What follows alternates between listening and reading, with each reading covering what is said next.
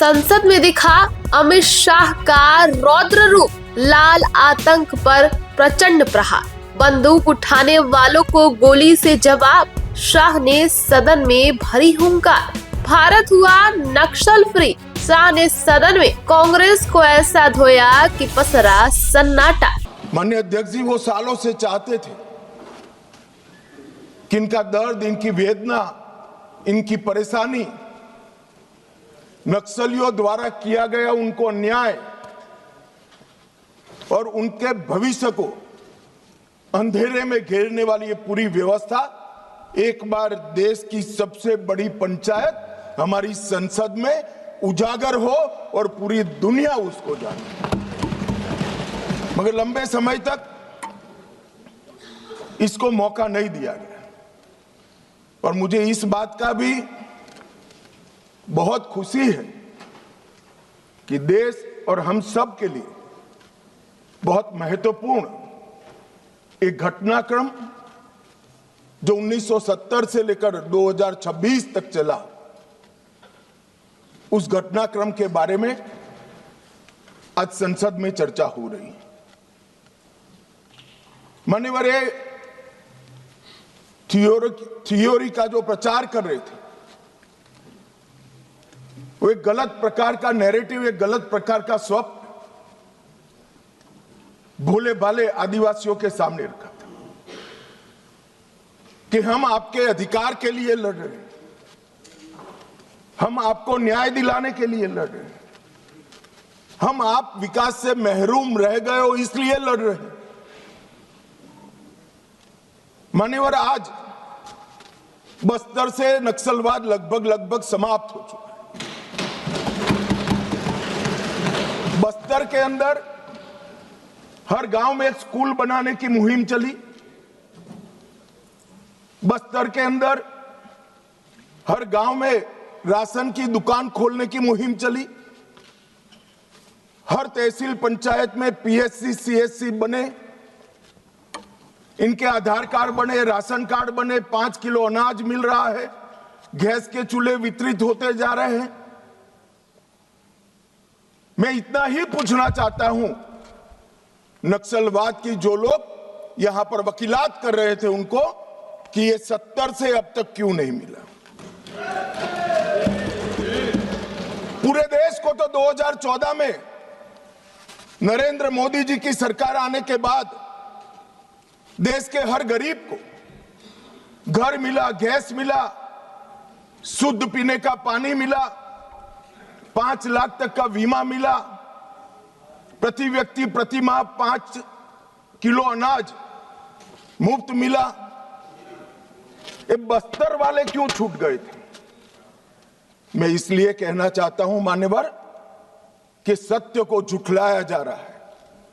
ये बस्तर वाले इसलिए छूट गए थे कि वहां लाल आतंक का परछाया था, इसलिए वहां विकास नहीं पहुंचा था।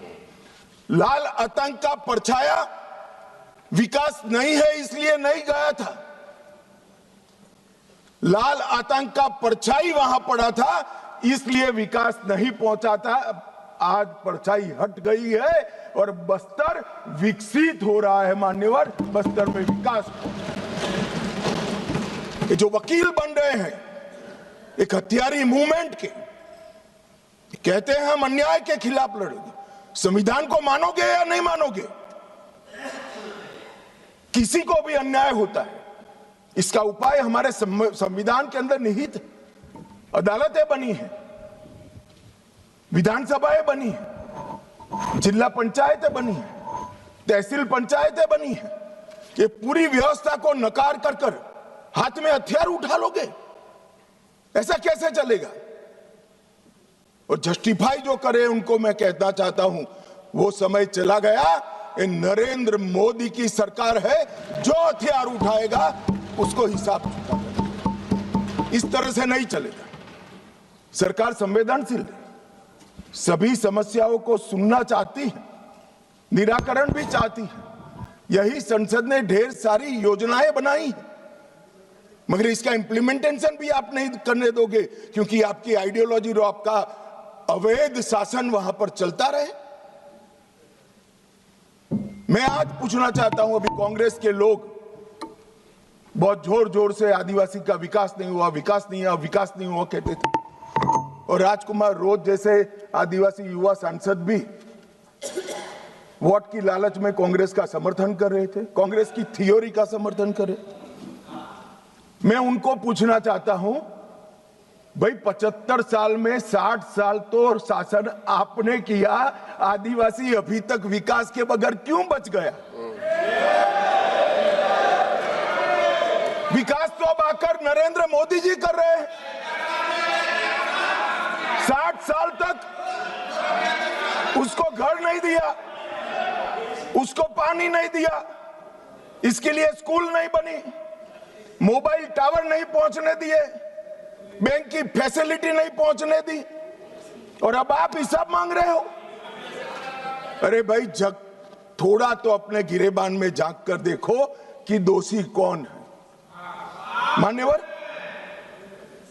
मैं पूरा बताऊंगा।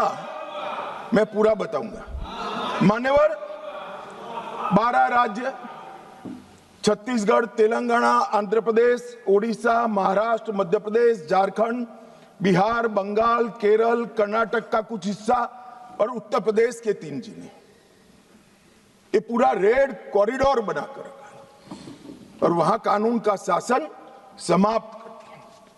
12 करोड़ लोग गरीबी के अंदर सालों तक जीते रहे, किसी ने चिंता नहीं की। हजारों युवाओं की मृत्यु हुई। एक एनजीओ की अगर मान ले तो इधर और साइड से 20,000 युवा मारे गए। कई पूरा जीवन दिव्यांग बन गए, अपाहिज बन गए, नर्क का जीवन जी रहे हैं और उनके तक विकास भी नहीं पहुंचा। मान्यवर, कौन जिम्मेदार है इसके लिए? क्या इस देश की सबसे बड़ी लोकतंत्र की पंचायत ने क्षीर नीर कर इस पर चिंतन नहीं करना चाहिए, या अपने गढ़े गढ़ाई थियोरी लेकर घूमते रहना चाहिए? मैं बाद में बताता हूं कि नक्सलवाद का मूल कारण विकास की डिमांड नहीं है, एक आइडियोलॉजी है। जिस आइडियोलॉजी को अपने राष्ट्रपति पद का चुनाव जीतने के लिए 1970 से इंदिरा जी ने स्वीकार कर लिया, ये वामपंथी विचारधारा के कारण नक्सलवाद फैला है। मान्यवर, प्रधानमंत्री मनमोहन सिंह जी ने पूरे देश के सामने स्वीकारा था कि कश्मीर और नॉर्थ ईस्ट की तुलना में भी देश की आंतरिक सुरक्षा की सबसे बड़ी समस्या हथियारी माओवादी, मगर कुछ नहीं हुआ। मान्यवर, 2014 में परिवर्तन हुआ और मोदी जी के शासन के अंदर कई सारी वर्षों पुरानी समस्या का निराकरण हुआ। धारा 370 हट गई, 35A हट गई, राम जन्मभूमि पर भव्य मंदिर बन चुका है, जीएसटी इस देश में आज वास्तविकता बनकर रहा है, सीएए का कानून आ गया है, विधायी मंडलों में मातृशक्ति को 33% आरक्षण दिया गया है। कई सारे बड़े काम जो आजादी के वक्त से इस देश की जनता चाहती थी कि कभी ना कभी हो, वो सारे काम नरेंद्र मोदी जी के 12 साल में हुए और अब ये नक्सलवाद से मुक्त भारत की रचना भी नरेंद्र मोदी जी के शासन के अंदर ही हो रही है।